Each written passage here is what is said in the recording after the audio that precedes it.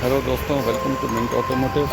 आज मेरे पास टाटा सफारी 2021 आया हुआ है।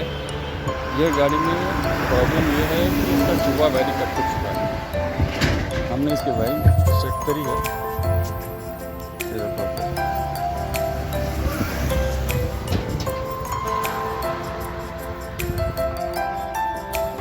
गाड़ी के अंदर में बैटरी का लाइट ब्लो हो रहा है, जिसका सेंसर का वायर कटा हुआ है। ये इसका सेंसर का लोकेशन होता है और इसकी वायरिंग ये होती है।